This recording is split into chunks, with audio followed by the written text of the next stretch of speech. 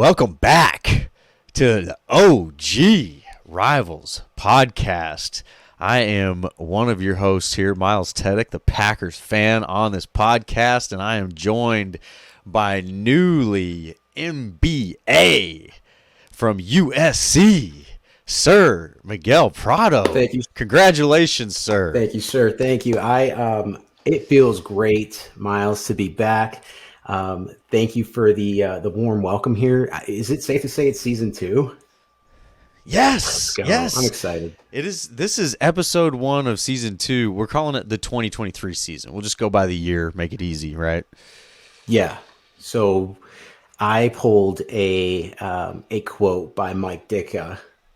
Considering that it's our second season, we went through a start around training camp of last year, and we began this podcast that is the OG Rivals podcast with the mission of bringing this rivalry to the listeners, the audience, the fan bases of the Chicago Bears and the Green Bay Packers.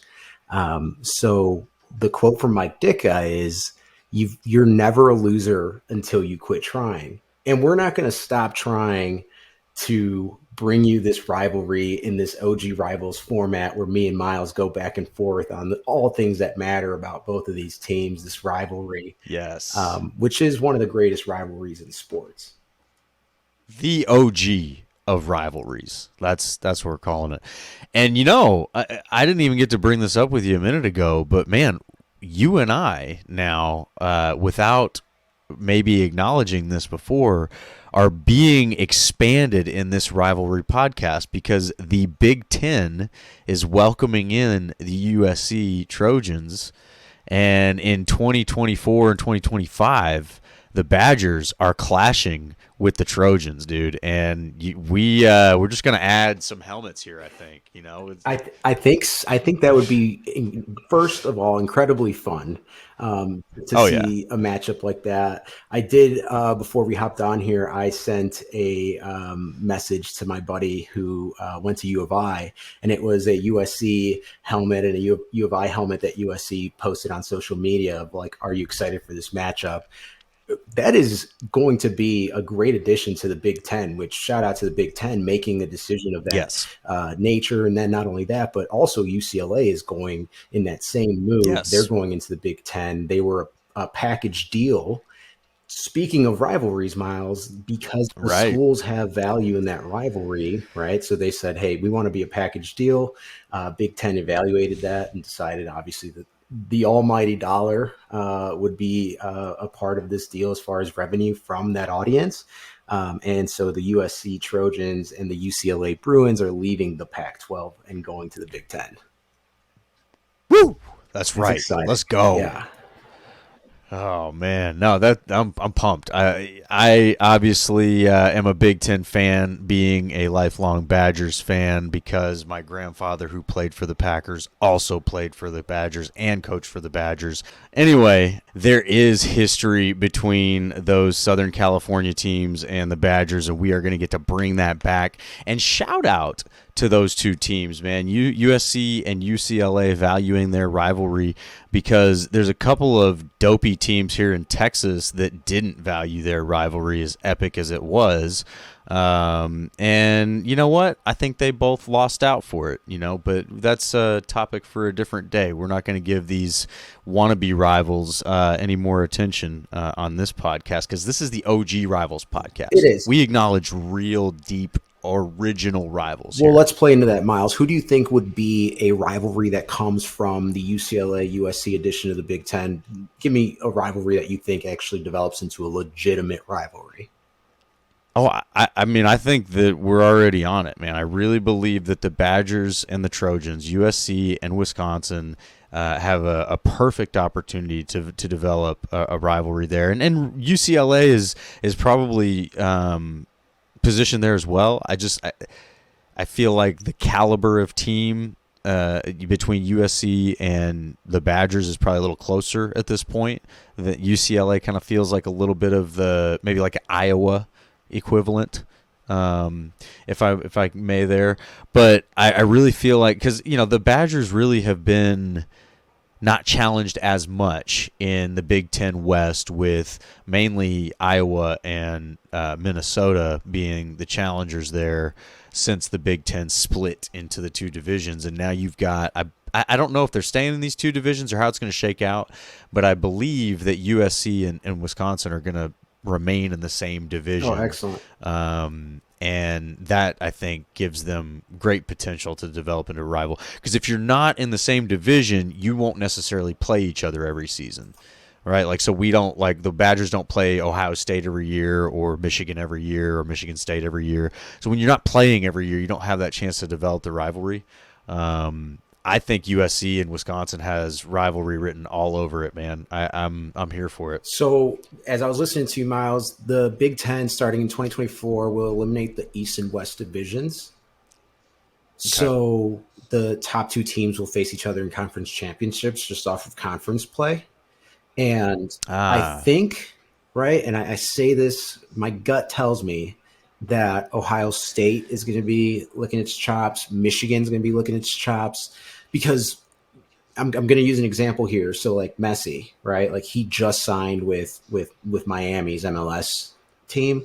They gained like 4 million followers overnight, and their tickets yeah. went from like $26 a seat to like over $400 a seat just because of Messi. Sheesh. So I'm not saying right like Whew. that USC is going to be that caliber of an elevation to revenue, right, for the Big Ten or matchups like that, but it could be it could be a big ticket a big ticket rivalry as far as the revenue that's generated with those matchups. And I'm thinking because USC has a rival in the Midwest already, right, with Notre Dame, going back That's to the right. Yeah.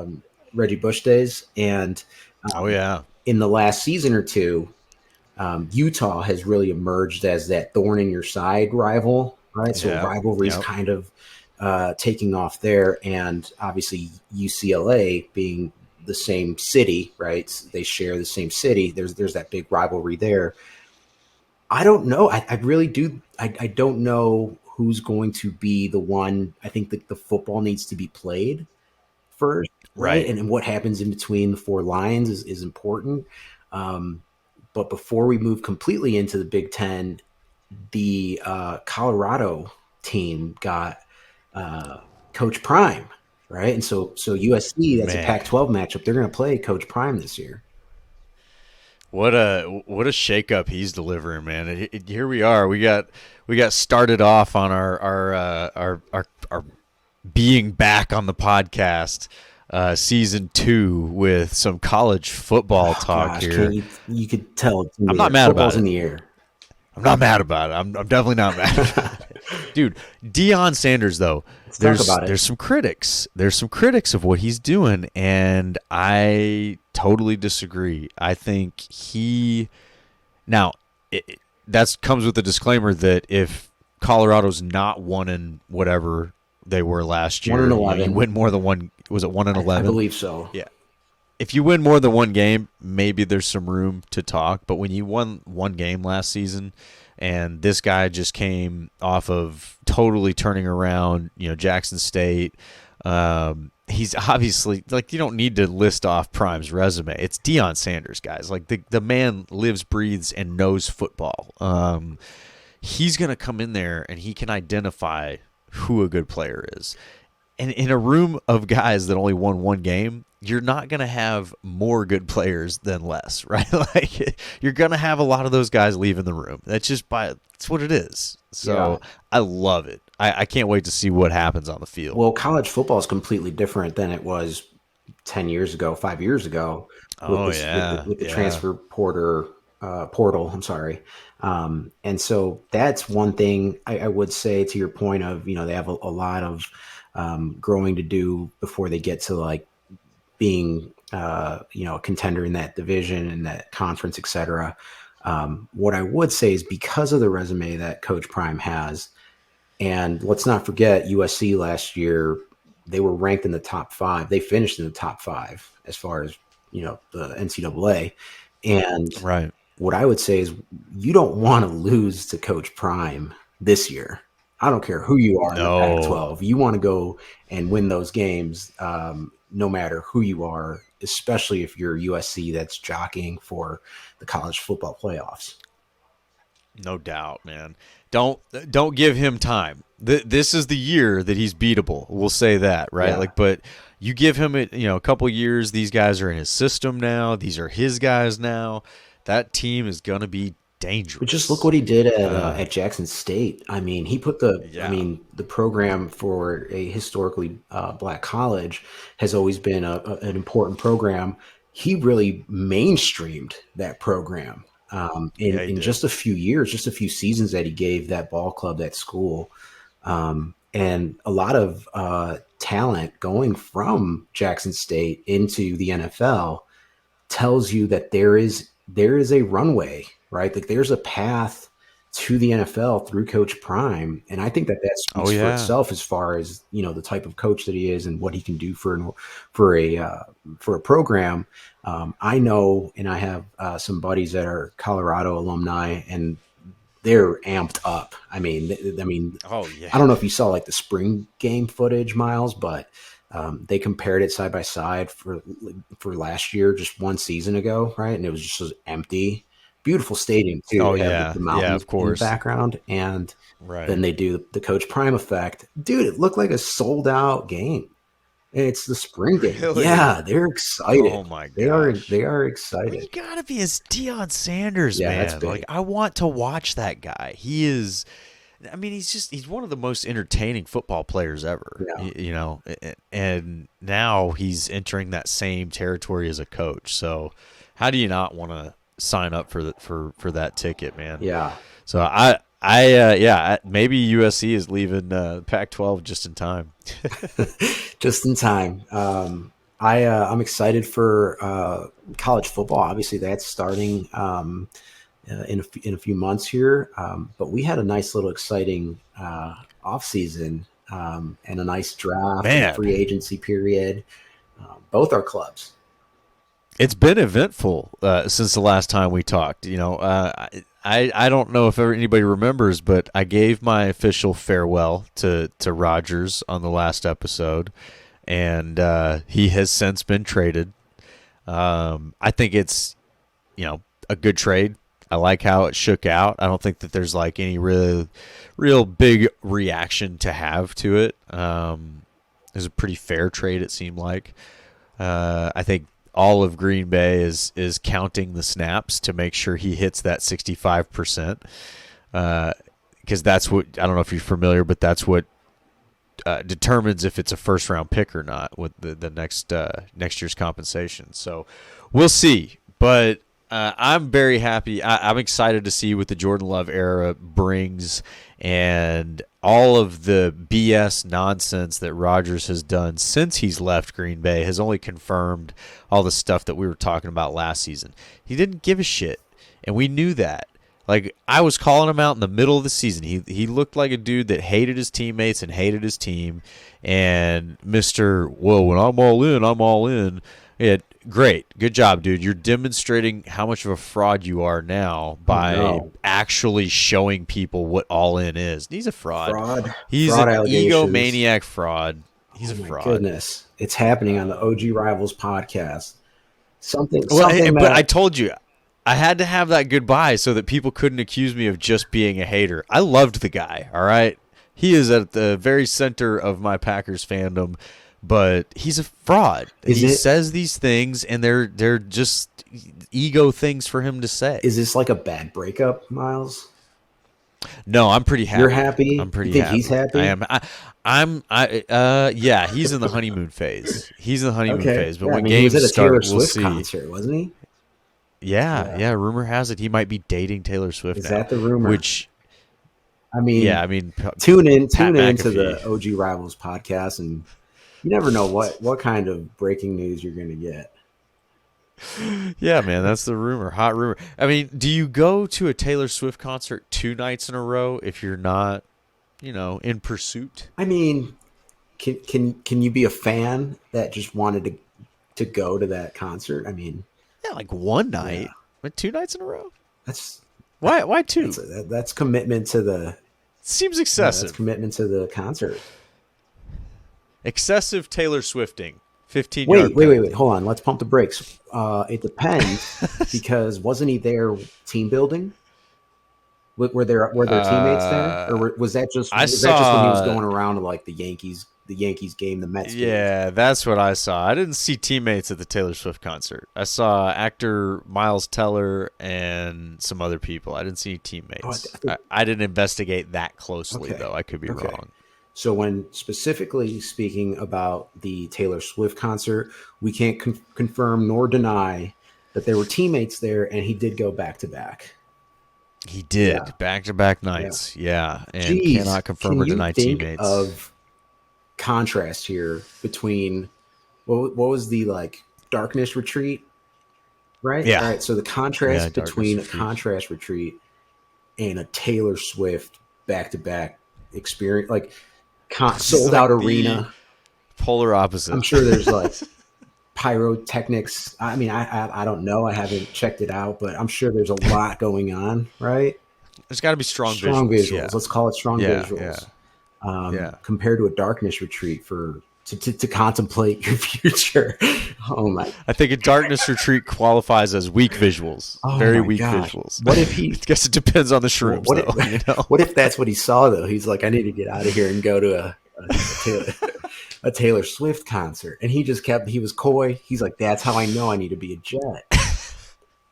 That's how I know. I've got, I've got to go the other direction. I am alone in the woods right now. I have got to get in the biggest city of this country, and I've got to go to a Taylor Swift Yeah. concert. Wow. So I didn't know back to back. I did know Yeah, that he attended, but that good for him, man. Good for. I mean AJ Hawk on the Pat McAfee show. It's like his best friend. Oh, he confirmed it.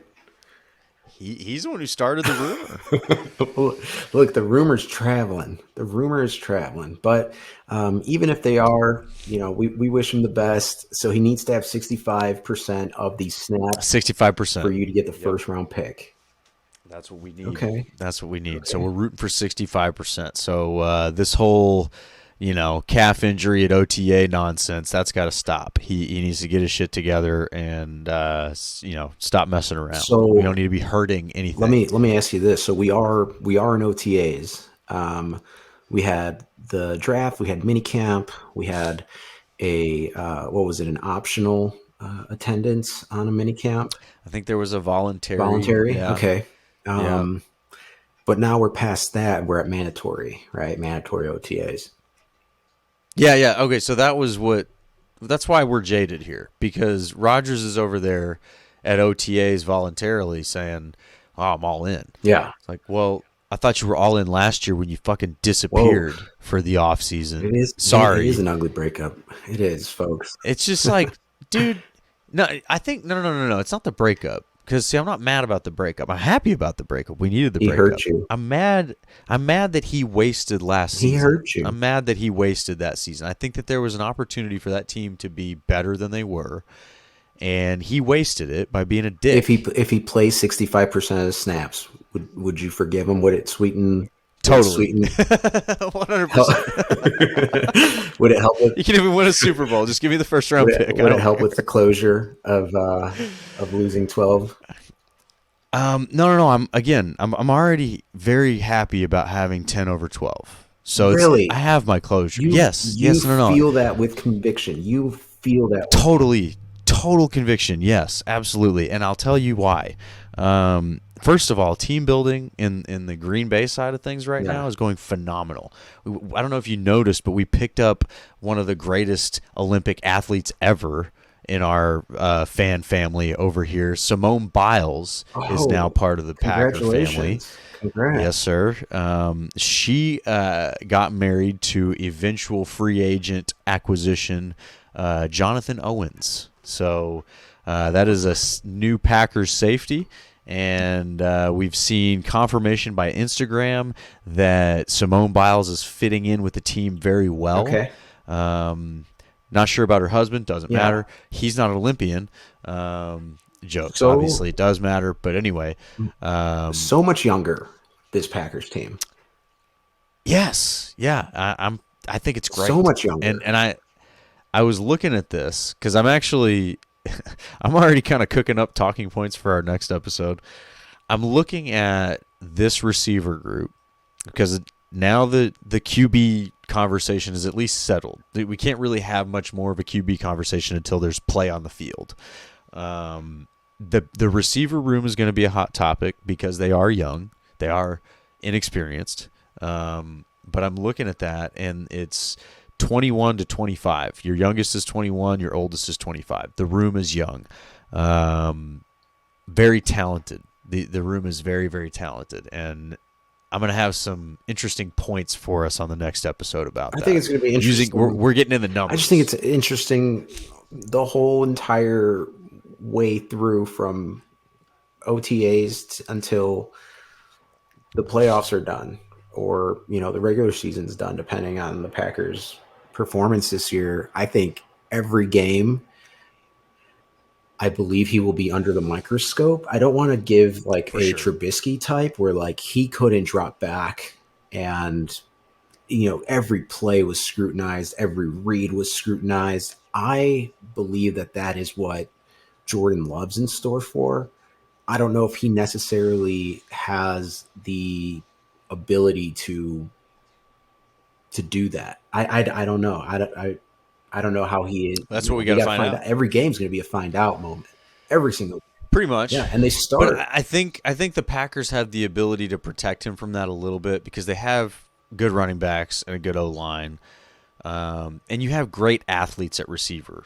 They may be inexperienced, Yeah, but the athleticism in that room is it's impressive, and you can do things in your running game with impressive athletes in your receiver group, and you don't need those people to be the ones who are moving the ball. yeah, So with the combination of a Christian Watson and a Jalen Reed, there's a lot you can do to hold defenses in check and kind of keep them honest to make room and holes and lanes for those running backs. So I think there's ways that they'll be able to protect Jordan Love a little bit.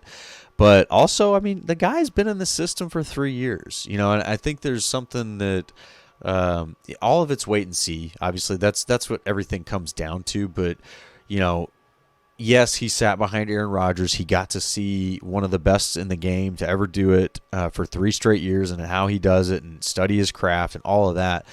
But he's also got offensive consistency here. Trubisky, one of the things with him, wasn't it that he just had like a rotating offensive coordinator yeah. or something There like was, that? multiple things, but you know, Yeah, well, yeah, obviously. But inconsistency at the offensive coordinator was definitely one of many. that's usually a big problem for these young quarterbacks. When you have a new offensive coordinator every year, you're essentially starting over every Yeah, year. And Jordan Love hasn't been doing that, right? And even with this offensive coordinator, it's his second year, but it's the same yeah, offense. Like, he hasn't had any kind of wholesale offensive change the entire time he's been the backup quarterback for the Packers. So he's stepping into a role that he's been preparing for years, and there's really not anything new for him to learn. It's all coming down now to execution. You need to go in and show that you can do it, and he can do it or he can't. I mean, that's what's kind of nice about this is the Packers will know fairly quickly what they have or don't. yeah. And I think they have a, a new young quarterback in Clifford, who you know that might be. I'm kind of excited about that. I know that was kind of a hated pick, and we got to talk about some draft reactions. That was probably the least popular pick of their entire draft was Clifford in the 5th round, and I'm sitting at it. I'm looking at it like he forced Will Levis out of Penn State. Yeah, He can't be bad. Right? I mean, like Will Levis is supposed to be pretty good. yeah, That's what everybody says, at least. So I don't think you force a guy out of the school if you're not good and he's as good as Will Levis is supposed to be. So I think that was, hear me out here. I think that was a very Matt Flynn-esque pick. Going back to the history books, when Aaron Rodgers was taking over in '08, they drafted Brian Brom in the second round. They also drafted Matt Flynn in the seventh round, and Matt Flynn ended up being the better of the two, and has one of the best single games as a quarterback in Packers history. So we'll see what we got there, but We're going to kick the tires on, I think, both of them. yeah, And I think, speaking of quarterbacks, I think we're getting into the theme that I wanted to touch on, which was the quote unquote the leap. Um, this is, I don't know if you know this, Miles. 2024 is a leap year. Um, okay, Go check your almanac. yeah, And with Justin Fields going into season three, also first time having continuity at the offensive coordinator position. I think it's a different story in that I think eyes are going to be on his performance to determine if he's making the leap or not. Um, I think we all know where I stand on that. I'm excited. I'm yeah. very excited about that. They actually, schedule was released. Bears open up, I think, at Green Bay. Is that correct, or is Green Bay coming to Chicago? We come to Chicago. Okay, wow. So a little Yeah, home opener, Soldier Soldier Field. Field. Yeah, man. That's exciting. That's going to be week one. I think that's going to be a Jordan Love Justin Fields matchup. Um, and I think that, with everything that Ryan Poles has done for this moment, and I say this moment because, let's just say it. He essentially communicated publicly with his actions that Justin Fields is who the quarterback is moving forward. I think the Yes. evaluation is done. I think that they proved that by how they allocated their resources in the offseason. So going back to the Yes. trade deadline of last year, so he brought in, a fourth round pick for Robert Quinn, and then he made the famous, Chase Claypool trade where he traded away our Yep. second round pick that ended up being number 32, which, Miles, fun fact for our listeners, Joey Porter, was that pick, Joey Porter Jr., and he went to the Steelers. So that was the first Yes, he pick of the did. second round. I think that, if you were to tell me having Chase Claypool or Joey Porter Jr., on the Bears this season, with how things shook out, I actually still like the Chase Claypool acquisition. I think Joey Porter Jr., easily in the conversation for being the best corner, one of the best corners, For coming out of sure. this draft. Yeah. Um, and I think that the Bears, with Chase, that the stories now are that he's more focused. He's really bought into the team. He's staying, extra at OTAs, at minicamp, with the designated times that they have to be there. He's sticking around, asking questions. I think that that's important for when we consider what's at stake, which is the leap, right? If he makes that leap, Yeah. he needs to have weapons like the Chase Claypools of the world.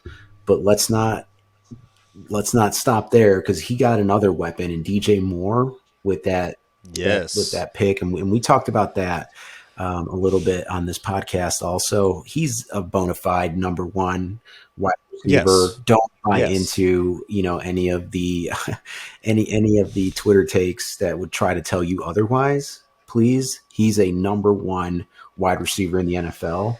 And I think that that's going to be important for Justin to even scratch 4,000 yards, right? So the Bears have never had a Yep. 4,000 yard passer.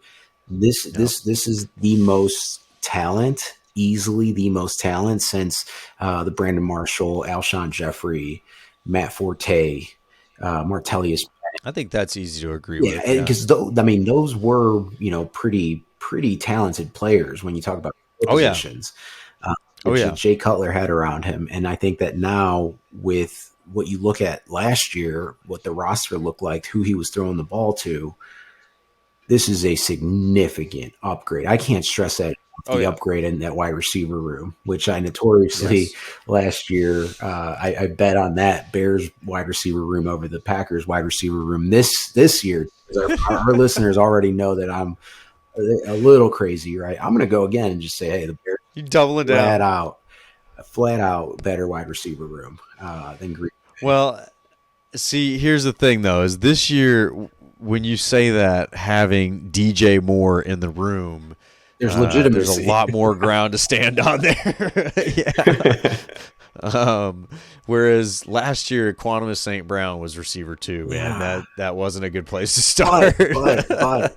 I was hyping them up, man. I was hyping you them were up, and so that you were willing I it. was willing it into existence, and it didn't come to fruition. I think what it does is it allows, and you've been a big advocate for players in playing the position that they are meant for, much more Yes. productive, right? And so we talk about players playing out of position.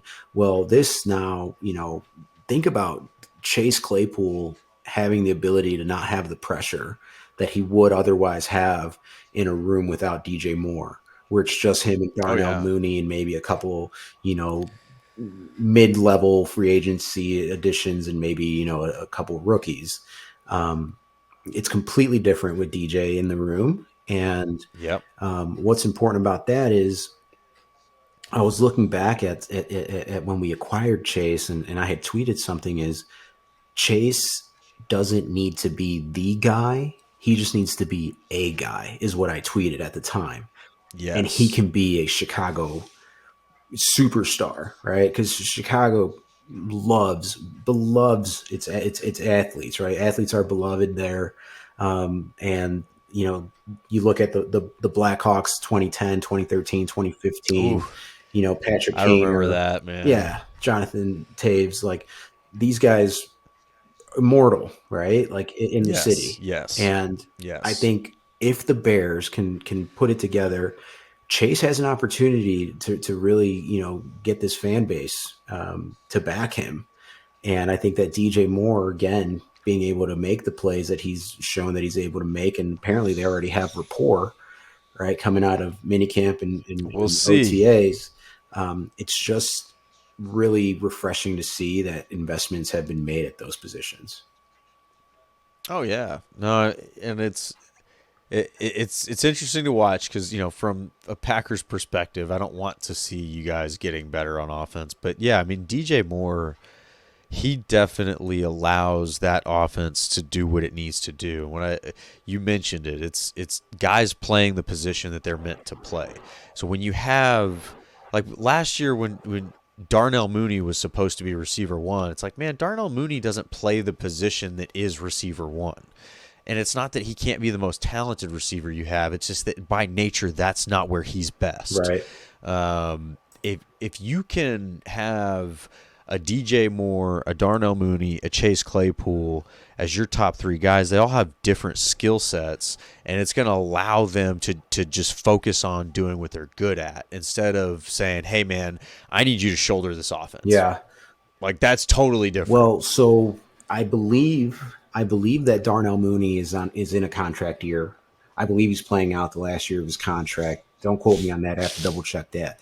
But Ryan Poles drafted the Cincinnati wideout Tyler Scott, who, I mean, you look at the tape and he plays with that same like fluid route running, takes the top off the defense, kind of gives you like Darnell Mooney esque vibes, right? And so you as a fan, you see this kid. Obviously, you're excited for Tyler Scott, but Yeah. you wonder if because again, let's strip it all down, right? Ryan Poles, Eberflus, they have a philosophy, right? And I think they really are building a scheme. Well, they have the scheme. They're not building it. There's a scheme. They're plugging players into it. So Right. the move away from Roquan, right? Like it Yep. wasn't his guy, and so you kind of start wondering with like the Eddie Jacksons and the Darnell Moonies and even like David Montgomery, like again, wasn't his guy. He sets the price where he wants it, right? Like I know Adam Hoge and Adam Johns, they talk about the Bears philosophy in the front office with spending, right? And they put a price, they name their price, and then they do not deviate from the value that they've allocated that position for that player to Yep. pay them on the market.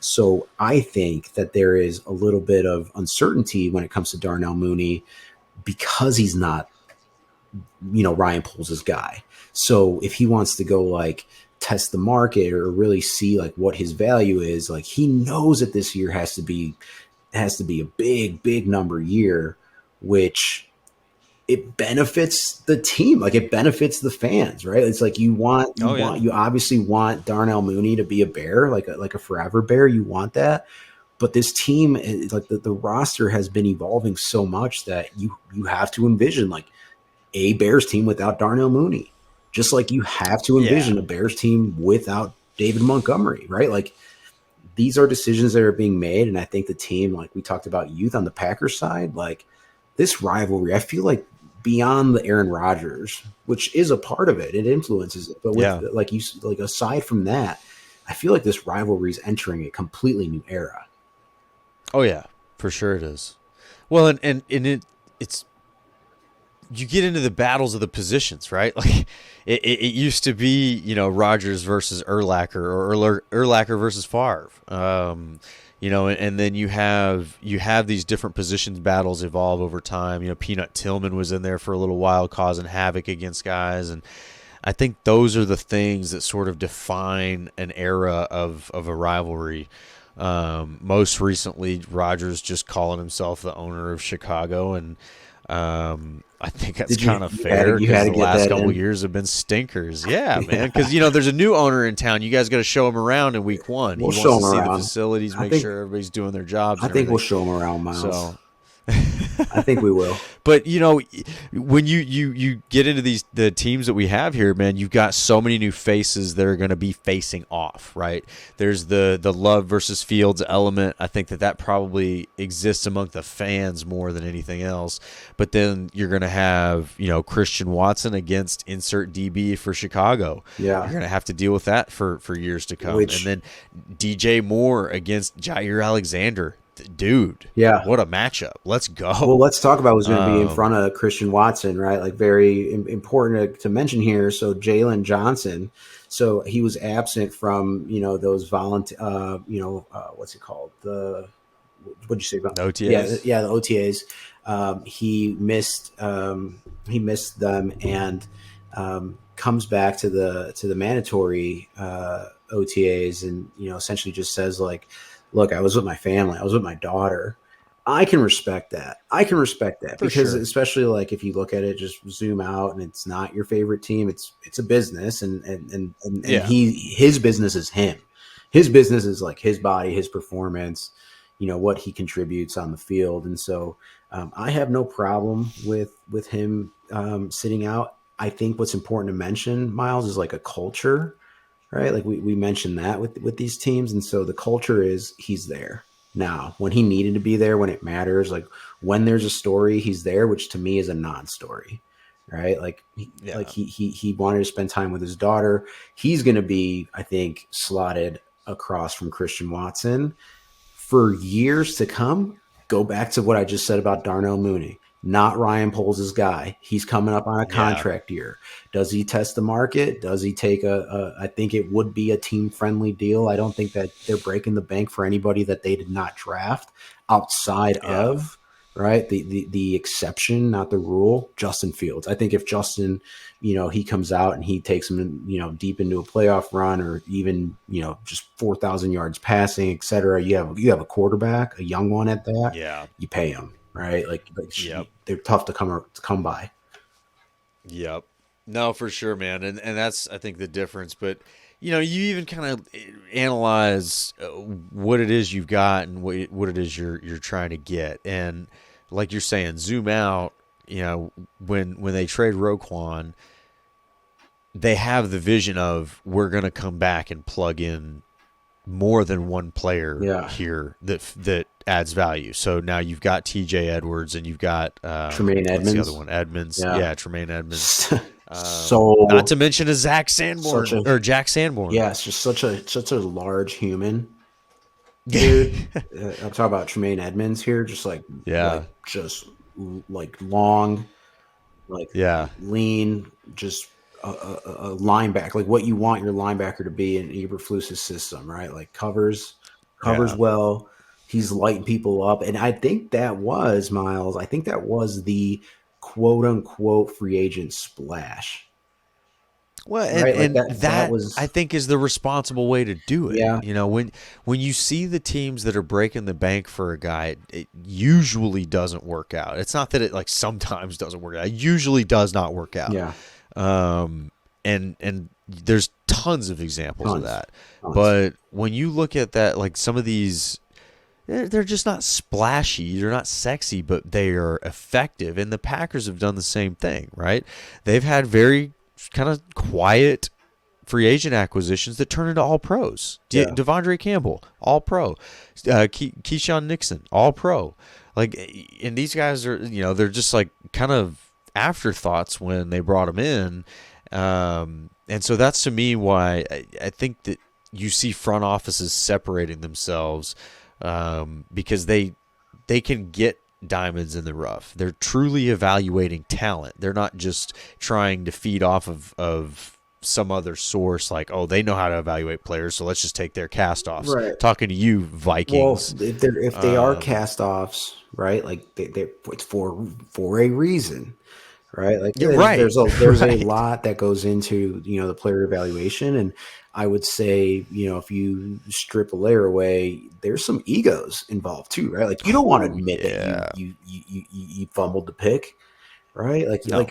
Perfect example, the Chase Young situation out of Washington Commanders, right? Like he was the pick. He was, I think, Oh the number yeah. one pick or top four. I think he was Two, two. I yeah. think he was two So overall. two Yeah. overall, Ohio State to the Commanders, and now they're come out publicly and say that he's on the trading block. And Yeah, that's I wild. mean, you think about it, it's like, is it worth kicking the tires, something like that? Oh yeah. No, see, that's one of those where you gotta wonder what went wrong That's what I'm saying. There's a reason. because yeah, that one to me, I mean, the player coming out of Ohio State, there's nothing to miss on. Like, Yeah. dude is a beast, Oh, well, a hold on. beast. Pump the brakes. There's been plenty of Ohio State guys that haven't transitioned. Let's call it that. To the NFL. But that's what I was getting to though is it's not the player that's the problem. What's going on between the ears is more what I'm wondering. Oh well, he You was know, he was hurt, right? Like I think well, that but was what frustrated a lot of fans. Not, I don't know. I can only put myself in their shoes. But sometimes it is yeah, tough to not be frustrated when you have so much like draft capital invested into one player and they're on the sidelines for yeah, most of the season. Um, yeah. is that worth a second, third, a fourth, maybe? I think that that's where you have to understand the individual, man, because if and we've talked about this before. He's been on the sidelines, he's been injured for sure, but there's different degrees of being injured and different degrees of urgency to return. You Right. know what I mean? And if there's a rift between you and your employer, you might just be like, "Screw y'all. I'll do what I got to do to just hang out and Which rehab." let's add that, right, is like the team, which I mean the Right. owner is like in Look who the team litigation. is. Yeah. Yeah, That's why I'm like, it's maybe the guy doesn't like who he works for, maybe and could someone blame him? And if that's the I case, wouldn't I I wouldn't blame think him. no, I don't think a lot of people would. That seems like kind of a train wreck of an organization. It does, And if doesn't that's it? the case, then I think there the individual. It's like, all right, well, the individual hasn't had a chance to professionally Yeah. flourish, right? And we've all been there at this point. If you're listening to this podcast, you've probably been there at a job you hate, working for a boss you hate, for a number of different reasons. Call a spade, folks. But when you do, you are not functioning at any kind of good level, right? Like you just, when you're working for either a company you don't like or a boss you don't like, you're not going to function at your full potential. It's Yeah. just not going to happen. So I think Miles that is seeing happens a ghosts lot right more in now. football. He's Ah, ah. he's who said that man, he's on the What quarterback was it? I don't know what you're talking about. Darnell There was a quarterback seeing Darnold ghosts. Arnold. Oh, Sam Sam Darnold. Darnold. Sam Darnold. He was Yeah, seeing dude, ghosts, seeing brother. He ghosts. was seeing Oof. ghosts. It sounded and looked like you were Oof. maybe seeing a ghost there also. Yeah, man. I mean, I'm an entrepreneur now for a reason. Jets, Jets, Jets, Jets, Jets. Man, they're Oh always taking man. up someone else's castaways at quarterback, huh? Oh yeah, man. So Jeez. somebody's 40-year-old fraud. Anyway, Oh, um, jeez. Here we go. It's an he's a ugly fraud human. breakup. He's not a fraud quarterback. It's a Ugly difference. breakup. No. The breakup is perfect. The breakup is Did what you we did you needed. That was the burn did you solution. burn anything? Did you burn like any No, posters or jerseys? no, not No, my style. no. Not my style. No, Did you put them all in a I box and even just like put them in a creek and let them float away no, peacefully? no. I'm smart, man. I understand this stuff all comes around is going to be worth money someday. So Okay, no. You got to hold okay. on to this stuff. You got to You be did wise say about these things. entrepreneur. Absolutely. Look at Yeah, that man, mindset. for sure. And I know myself. Look, we forgave Favre after he went off and played for the Don't start Vikings. throwing we around, I was Miles. at the game where his number was retired, and I know that you love reliving Yeah, this because the moment Bears kicked his ass because somehow, I somehow. don't know how, in the most miserable The weather I've ever football gods, experienced, Miles. The football the gods. football You got to gods. think that they have some empathy. Some. They're like, listen, Favre, you went and played for the Vikings, dude. We're not going to There give you you a go. victorious Exactly. retirement. No victory Yeah, lap. this is a little Like, no, punishment. yeah. Yeah. Yeah. But no, we forgave him for that cardinal sin. Rodgers will be forgiven. He'll come back. There will be a whole ceremony retiring number 12, I'm sure. Did you know Favre Um, won his first uh, when he got put into the game? I can't remember who it was. I think it was. Hold is it on. the Bengals? It was. So it was Favre's first win. So a little trivia here for those listening at home. Brett Favre's first win as a Packer came against the Bears in a dramatic Is the Bears. relief appearance after replacing, and this is a blast from the past, an injured Don Majkowski. Don Majikowski, Majkowski. the Magic Man. Yeah, Favre led Majikowski. Green Bay to a comeback win with a last-minute touchdown pass. Little That was little against the trivia. Bears. Yeah, was against the Bears. I don't know why I was thinking the Bengals. Um, Yeah, oh, there we go. Yeah, same for his colors, same first first win. letter.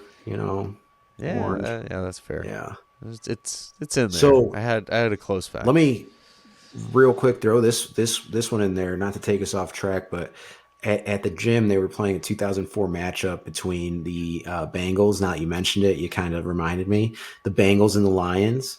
And Okay. it was a blast a blast from the past.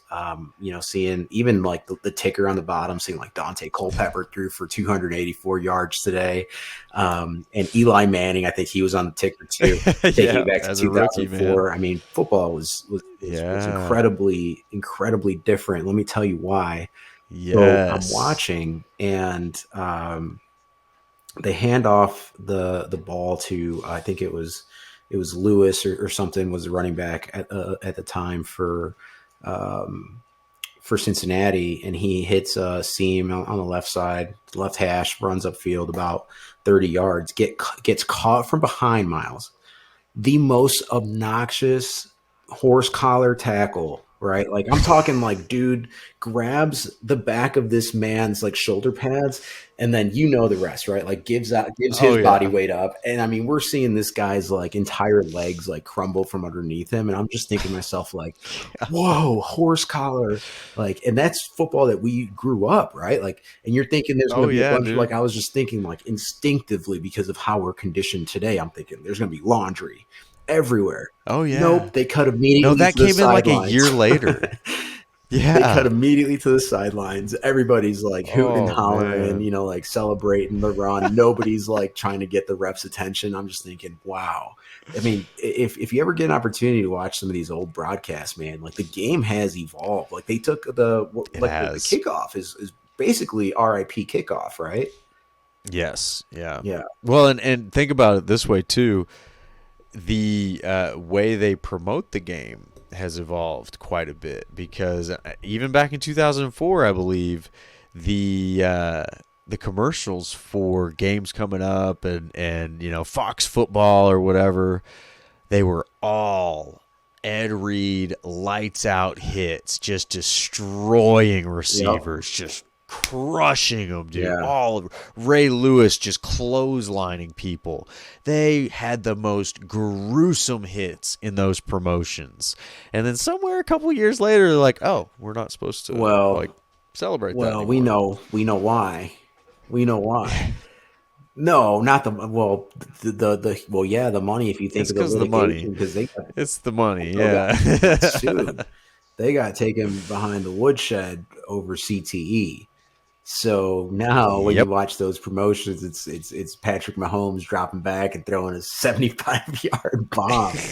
Yeah. Josh Allen stepping back, dropping back, throwing a 60-yard Yep. bomb. I mean, yeah, the game has definitely changed. It's I mean, just watch an old broadcast, see it for yourself. Yeah, yeah, and you're right. It is kind of wild because we lived through that change. So you watch those games, you're like, gosh, I remember when the game looked like that, Yeah, and there's not like a certain moment when it changed, but it did, man. I The will. fullback died.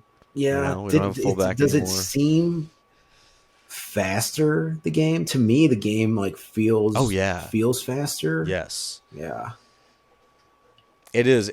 And so I kind of like hinted at this earlier, but I'm doing a little analysis where I'm uh-oh. comparing this current Packers receiver group with previous Is groups. it to keep your mind off of And Aaron? yes, yes, it is. No, actually, it's for a specific other reason. But again, I'll get into this on Okay. our next episode because I haven't done it yet. But I've started it, and I started looking at the 2011 group of receivers, which is a pretty famous group of Packers receivers. You had Jordy Nelson, James Jones, Greg Jennings, Donald Driver, Randall Cobb. I mean, just five studs straight in a row. They were on the cover of Sports Illustrated. People, Jermichael Finley was in that group. That was the 15-1 year. Aaron Rodgers won the MVP. All that. One of the best groups. They were not athletic. Jordy had a 31-inch vertical. I have a 33-inch vertical. All Oh right, man. like just to put that in perspective. All Okay. right, like, and that's not that impressive. It's That impressive. was like it's It's all impressive. right. It's all right. Um, these guys were running 4.5, 4.6. Okay, they just weren't superior athletes. They were good receivers. Yeah. They were good at doing their job and getting open, and the scheme helped them do that. But they were not superior athletes. You did not have a 6'4", 210 guy who's running 4.3 like you have right now. Well, Like that wasn't even close. The Packers have never had a specimen like that. yeah. They haven't. Are you? So that yes, the game's different, dude. It's very very much more athletic, Yeah. much faster It's for sure. it is. I can't believe we've gone this far without talking about the big boys in the trenches. But even some of them are cranking out some 40 times that makes you raise an Yes. eyebrow. Yes. Yeah. Like wait, what? Yeah. 300-pound man did what? No Yeah, kidding. that to me is I like we get all enamored with these, 190-pound guys who can run maybe a 4.3. Guys, 300 pounds that moves at a 4.8 or a 4.7. That's so much more impressive. I can't even explain how much more impressive that Yeah. is. Well, There's, speaking of impressive in that position group, first round, right? So the Bears obviously trade out of the first spot. That's that DJ Moore pick, and then they trade out of the ninth spot. Jalen Carter goes to Philadelphia in that spot, and the Bears get Darnell Wright at offensive tackle, which if you go back Solid pick. exactly like you information loop Solid back pick. here to us talking about that free agency period, I think one of the critique spots of Ryan Poles that I think was fair was, him not going out and solidifying, the offensive line or making Right. that tackle acquisition. So he did get Nate Davis, and he's back at OTAs too. Everybody's in attendance now, um, but that tackle position was a big question mark, and so going out and getting Darnell Wright. And supposedly putting him through a very intense, rigorous pre-draft evaluation. Even getting him to do extra drills to the point of like exhausting him, and then saying like, okay, well, I need you to give me information on what you would do if you see this, or what you would do if you see this, and like still quizzing him and grilling him really hard and having him think through that exhaustion. And he was on Yep. his A game. And not only that, but just the physical specimen that he is. I think this offensive line for Chicago this upcoming season, this past weekend, took a Uber into town, and got picked up by a Detroit Lions faithful. And Uh he immediately he's like, "Hey, you from the Midwest?" And I was like, "Yeah, how could you tell?"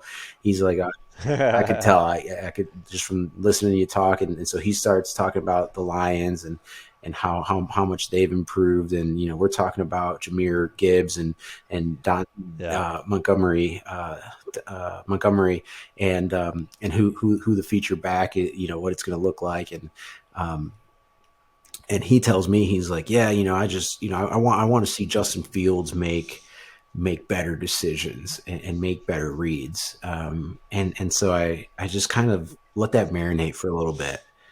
And then I asked him, I said, hey, um, what do how much time do you think Justin had in the pocket? Or like, just like poker face. Like, I'm just like, tell me what you think about how his protection was last year. And he's like, oh, well, I know what you're going to say. And, he didn't really have a whole lot of time to sit back in the pocket and make decisions. And I'm like, dude, that's exactly what I'm saying. Like last year, that offensive line, like, dude, Swiss yeah. cheese, like Swiss cheese. And then you not only, Yeah. There's but yeah. you had what's his name, the center that Oh yeah. He was just terrible. terrible, Uh, terrible, Mustafer, Must yeah, Mustafer. Mustafer.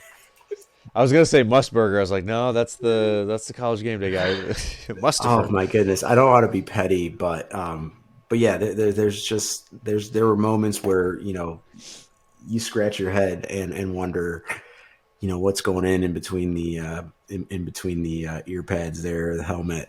Um, I'm telling you, that's so it's important. important, man. It's important. But I mean, all that to say, so you have a returning, and I will say, just here's my assessment of it, right? Is like you have a returning left tackle in Jones, Braxton Jones, who was a fifth round pick in 2022. So 2 years starting at that position, like that, to me, that's a gem. Like you found a gem, fifth round starter at that position. If Absolutely. I would say right now, glaring on that offensive line, not necessarily glaring in a bad way, but that is one where there's just a question mark. Could he be a franchise left tackle? I think we're going to, see a lot of what that looks like if that needs to be a position that is evaluated and addressed next year. But when you have Cody Whitehair sliding in at center, like he's not bad. He's not a bad center. So now across that offensive line, you have some continuity, right? Like you have these guys that they played under Getsy, they played with Justin. That you can say are good continuity pieces like Tevin Jenkins. We know what he did last season, and he's just a powerful dude. Yep. just across the line with Nate Davis at the other guard position, and then now you bring in the rookie and Darnell Wright from Tennessee. That offensive line, realistically, we should be able to evaluate Justin this year just on time alone, right? So to that Detroit fan, that's essentially what I mentioned is like, you want to see better reads. I want to see protection. Like protect him. Let me Yeah. see what he can do. I don't want to see him, have to take off a whole lot this year. And so I'm hoping that his rushing, he's an elite rusher. I hope that we don't have to see that a whole lot because of the scheme and because of having an offensive line that is, again, in my opinion, upgraded from last season. And I think that you have good rotation pieces too with Lucas Patrick. You still have Larry Borum, who was a starter, 2-year starter for the organization. So as far as, backups for those roles, I'm pretty excited about that offensive line and that unit. Now, defensive line, Yeah, man. we'll save that for episode 2. You got a little bit of a bigger hill to climb there, Yeah, well, man. Chase Young There's wouldn't look not a bad. whole lot coming Chase back. Young Yeah, wouldn't look bad in hey, the Bears jersey. That's all I'm saying. he wouldn't look bad in a Packers jersey either. Yeah, But whatever. I don't think we're gonna get what we want on that one. We've already got a few pass rushers, but no, I think you're spot on with your assessment of that, and the main point is, and we've talked about it. Quarterbacks are evaluated on their decision making. And a lot of that has to do with how you get through your progression. If you can't get through your progression because you have a Swiss cheese offensive line, you can't be evaluated very well. Now, you can be evaluated on what you do when shit goes wrong, which I think he's passed that test. You see him, you talk about how elite of a runner he is, and people want to criticize him for being a running back quarterback, but it's like, listen, that's him making the best out of a terrible situation. yeah. Like, sorry for getting positive yards when he should have got sacked. Like, So what do you silly. mean? Like, So what are you mad silly. about? Yeah. Like, when you have an offensive line, there's a pocket established. Things are a little bit different. You can evaluate a young man on how he's operating the offense. So yeah, I think you're right. And then, when you're coming from where the Bears were last year, I think a lot of fans want to see splash additions. They want to see meaningful pieces added in there that seem like, they're going to, the rising tide lifts all ships, make players around them better and all that kind of stuff. But I just don't think that's the model in the NFL anymore. I think at one time that worked, but I don't think that works the same anymore. I think now what you have to do is you have to find these quality additions and plug them in and get better incrementally that way. So like you're saying, you take a handful of quality pieces and plug them into the offensive line instead of going and overpaying for one or two pieces maybe. And are all of those pieces you plug in going to work? No, but if a few of them do, great. Pull the ones who didn't work out, and next offseason you put a whole new, handful of pieces in there. A few of them stick and a few of them don't. You do that year in and year out.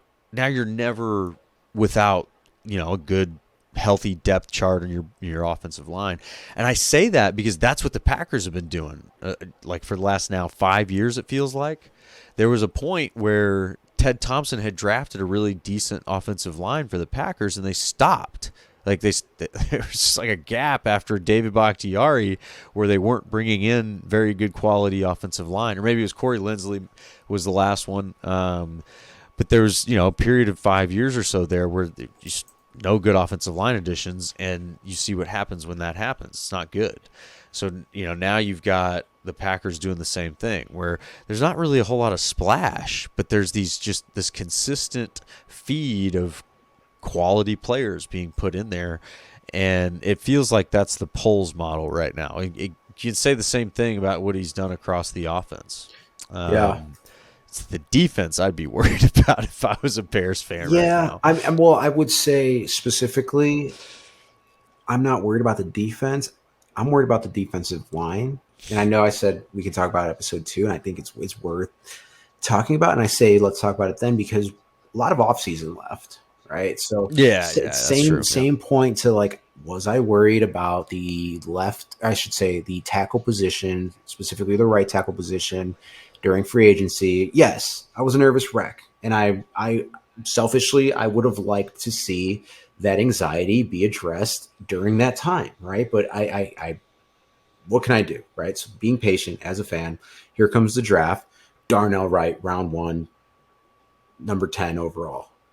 Like, that's exciting. That is exciting for long term, right? Like you said, like those are very, very premium positions for a team. And the only, Miles, fun fact, the only offensive lineman that Ryan Poles drafted this year, after last year, kind of taking a few shots in the dark at that position. Well, obviously they put a lot into evaluating these guys, and you get the Braxton Jones stories, right? But I just think it's worth pointing out he went defensive line early and often and throughout the draft with Javon Dexter from Florida, second round. Tyreek Stevenson, cornerback, second round. Zach Pickens, defensive tackle. So that's the big defensive tackle from South Carolina in the third round, and then get another defensive tackle, Travis Bell, in round 7. So, that tells me So here we are. We were just talking about the Bears D line when we were so rudely interrupted by a aliens. bright light fell from the sky. And 10-foot creatures emerged. So we had to call the police and get those idiots out of here. Yeah. And so we're back. We're good now. But we have private property, so the body cam cuts off. And, naturally. Yeah. And none of the neighbors had their smartphone handy, and there wasn't a Ring camera within eye shot of it. There was a Ring camera. There was a Ring camera. Was there? Yeah. Was there Ring camera footage? Loud boom, Ring camera. Loud boom? Oh. But let's not. We digress. Get distracted here. We digress. Yeah. Anyway, so... but I think that makes a good point that the Bears D-line does need their own episode. Absolutely. The Bears D-line deserves their own episode. Long story short, too long, didn't read. Let's pump the brakes, relax. I think that there's a lot of offseason left, and I think that there are still some possibilities to vastly improve that defensive line. I'm not worried about the rest of that group, Miles. I'm not. You said you worry about that side of the ball. Real quick, linebackers, you said it yourself, revamped. DBs, I think that they have a lot more legitimacy with Jalen Johnson in there. They bring in Tyreek Stevenson. He's going to compete. And obviously you still have, Brisker and Kyler Gordon, who can, I think, go into the slot cornerback position and hold his own. And then you have Eddie Jackson, who knows? I think that defense, if we can get a pass rush, the big what if we can get a pass rush. If not, then yeah, I mean, just based off of fatigue alone, it's tough to. You were talking about how fast these guys are. It's tough to be out That's there. The thing. You get worn down if there's no pass rush. So that's going to be interesting to keep an eye on. Well, I look forward to your optimistic reporting on that group. Yeah.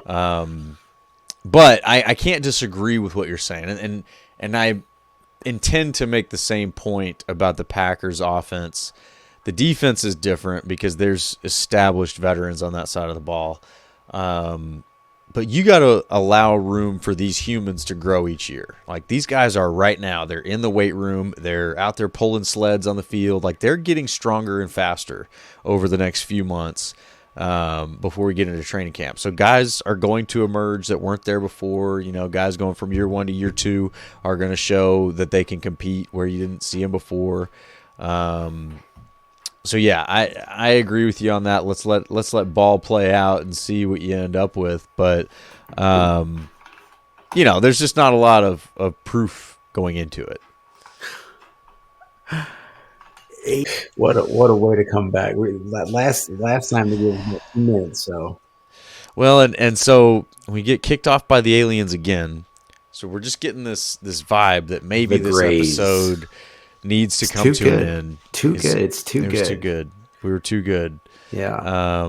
So if you've made it this long in this episode 1 of season 2, season 2023, Welcome. Well, you've made it to rare territory, alien actually infested territory. Alien-esque. Um, and we didn't get to cover it all today, but we're going to be back again soon, hopefully next week. And we got a whole list of things to get into. We got some lazy takes to cover. Uh-oh. We got we've got to rebuild the Bears defensive line, and I'm going to convince you all to believe that the Packers are making the playoffs in 2023. Numbers. Numbers. It's coming. All It's coming, right. folks. So I will. I'll leave it at that and say, "Go Pack, go!" Hey, season two's underway. I am excited to be back. Miles, you said it when we started. I just completed a little milestone in my life with that MBA program. I will say, when I was in the United States military in the Army, one piece of advice that stuck with me was a drill sergeant that told me essentially to, if I wanted to, in life to just try and continue to push through tough situations, to just do hard shit, and then you may succeed at it. Right. And so I say all that to say the program was hard. It was hard shit. But I did it, and I'm better because of it. I'm excited, and I'm excited for season two. I'm excited for this rivalry. We're going to bring it to life again for our listeners, and don't forget to like, subscribe, talk about us at your next tailgate. Miles and I appreciate you tuning in. Season two, go Bears, bear down. Underway. Underway.